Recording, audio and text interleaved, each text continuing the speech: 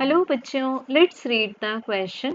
The breaking stress on a unit cross sectional area is known as.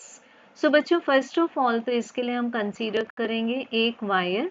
इस wire की original length मान लेते हैं L, इसकी रेडियस मान लेते हैं R और इसका एरिया ऑफ क्रॉस सेक्शन मान लेते हैं A. अब बच्चों गिवन है, हमें कंसीडर करना है कि इसका जो एरिया ऑफ क्रॉस सेक्शन है वो हमें यूनिट मानना है, इट मीन्स 1 यूनिट स्क्वायर. अब हमें फाइंड करना है कि इस पर जो ब्रेकिंग स्ट्रेस अप्लाई होगी उसको हम क्या बोलेंगे.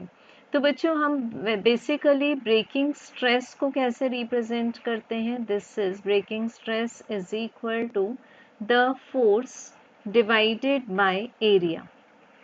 सो अब यहाँ पर जब हम एरिया को 1 यूनिट एक्सप्रेस करते हैं तो ब्रेकिंग स्ट्रेस बेसिकली क्या हो जाएगा, force on the unit area, जो कि मेजर करता है कि वायर में स्ट्रेंथ कितनी है, मींस उसमें कितना मैक्सिमम एलोंगेशन प्रोड्यूस हो सकता है, और जिसको हम बता सकते हैं as well as load extension curve से, जिसमें हम ड्रॉ करते हैं इस तरह से एक ग्राफ. यहाँ लोड एक्सटेंशन ग्राफ प्लॉट कर देते हैं जिसमें हमें लास्ट में मिलता है ब्रेकिंग पॉइंट और the fracture point.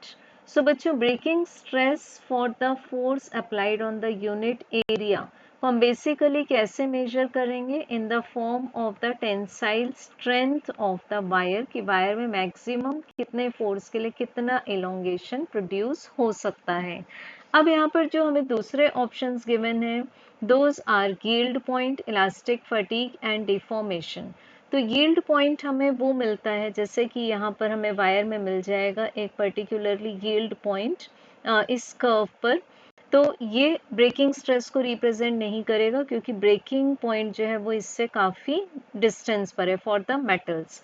Then elastic fatigue हमें बताता है कि जब हम एक वायर को काफ़ी लंबे टाइम तक यूज़ करेंगे जिसमें कि डेल्टा टी ज़्यादा होगा तो वायर में जो स्ट्रेन है वो लैग करने लगेगी स्ट्रेस से.